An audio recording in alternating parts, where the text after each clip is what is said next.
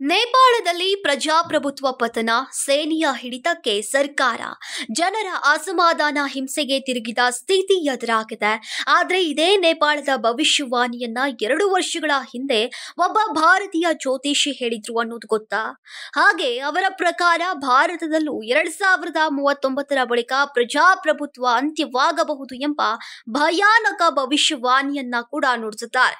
ಹೌದು, ಕಳೆದ ಕೆಲ ದಿನಗಳಿಂದ ನೇಪಾಳದ ರಾಜಧಾನಿ ಸೇರಿದಂತೆ ಹಲವೆಡೆ ಪ್ರತಿಭಟನೆಗಳು ಹಿಂಸಾತ್ಮಕ ರೂಪವನ್ನ ಪಡೆದುಕೊಂಡಿದೆ. ಸರ್ಕಾರದ ವಿರುದ್ಧ ಭುಗಿಲೆದ್ದಿರುವಂತಹ ಜನತೆ, ಸಚಿವರು ಸೇರಿದಂತೆ ರಾಜಕೀಯ ನಾಯಕರನ್ನ ಗುರಿಯಾಗಿ ತೀವ್ರ ಆಕ್ರೋಶವನ್ನ ವ್ಯಕ್ತಪಡಿಸುತ್ತಿದ್ದಾರೆ. ಪ್ರಧಾನಮಂತ್ರಿ ಕೆಪಿ ಶರ್ಮಾ ಓಲಿ ರಾಜೀನಾಮೆ ನೀಡಿದ ನಂತರ ರಾಜಕೀಯ ಶೂನ್ಯತೆ ಉಂಟಾಗಿದೆ. ಈ ಮಧ್ಯೆ ಸೇನೆ ತಾತ್ಕಾಲಿಕವಾಗಿ ಅಧಿಕಾರ ಹಿಡಿದಿದೆ. ಹಲವೆಡೆ ಸರ್ಕಾರಿ ಕಟ್ಟಡಗಳಿಗೆ ಬೆಂಕಿ ಹಚ್ಚುವಂತಹ ಘಟನೆಗಳು ನಡೆದಿದೆ. ರಾಜಕೀಯ ನಾಯಕರು ರಾಜಧಾನಿಯಿಂದ ಬೇರೆಡೆಗೆ ತಲೆಮರೆಸಿಕೊಂಡಿದ್ದಾರೆ. ಈ ಸಂದರ್ಭ 2 ವರ್ಷಗಳ ಹಿಂದೆ ಈ ಸ್ಥಿತಿಯನ್ನ ಭಾರತೀಯ ಜ್ಯೋತಿಷ್ಯವೊಬ್ಬರು ಭವಿಷ್ಯವಾಣಿಯನ್ನ ನುಡಿದಿದ್ರು ಎಂಬ ಮಾಹಿತಿ ಇದೀಗ ವೈರಲ್ ಆಗಿದೆ.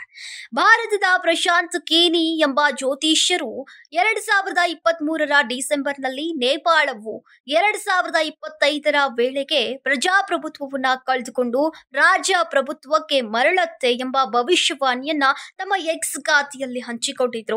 ಆ ಸಮಯದಲ್ಲಿ ಈ ಮಾತು ಗಮನ ಸೆಳೆದೇ ಇದ್ರೂ ಕೂಡ ಈಗಿನ ಸಂದರ್ಭದಲ್ಲಿ ಇದು ನಿಜವಾಗ್ತಾ ಇರುವಂತಹ ಲಕ್ಷಣಗಳು ಕಂಡು ಬಂದಿರೋದ್ರಿಂದ ಅವರ ಪೋಸ್ಟ್ಗಳು ಸಾಮಾಜಿಕ ಜಾಲತಾಣದಲ್ಲಿ ಭಾರಿ ವೈರಲ್ ಆಗಿವೆ.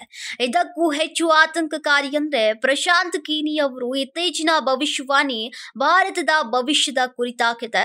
ಅವರು 2039ರ ನಂತರ ಭಾರತದಲ್ಲಿ ಪ್ರಜಾಪ್ರಭುತ್ವ ಅಂತ್ಯವಾಗಬಹುದು ಎಂಬ ಭವಿಷ್ಯವಾಣಿಯನ್ನ ವ್ಯಕ್ತಪಡಿಸಿದ್ದಾರೆ.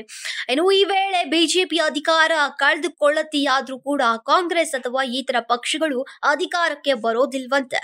ಪ್ರಶಾಂತ್ ಕೀನಿ ಅವರ ಪ್ರಕಾರ 2039ರ ನಂತರ ಭಾರತ ಹೊಸದಾದಂತಹ ರಾಜಕೀಯ ವ್ಯವಸ್ಥೆಯತ್ತ ಪರಿಣಮಿಸಲಿದೆ. 91 ವರ್ಷಗಳ ನಂತರ ಭಾರತದ ಪ್ರಜಾಪ್ರಭುತ್ವ ಅಂತ್ಯವಾಗುವ ಸಾಧ್ಯತೆ ಇದೆ ಎಂಬ ಭವಿಷ್ಯವಾಣಿ ಈಗ ಚರ್ಚೆಗೆ ಗ್ರಾಸವಾಗಿದ್ದು, ಭವಿಷ್ಯ ತಿಳುವಳಿಕೆಯೇ ನಿಜವಾಗತ್ತಾ ಎಂಬ ಪ್ರಶ್ನೆಯನ್ನ ಎತ್ತಿದೆ. ನೇಪಾಳದ ಘಟನೆಯೊಂದು ಈ ಭವಿಷ್ಯವಾಣಿ ಮತ್ತೆ ಚರ್ಚೆಗೆ ಬಂದು ಹಲವರನ್ನ ಚಿಂತೆಗೆ ನೂಕಿದೆ.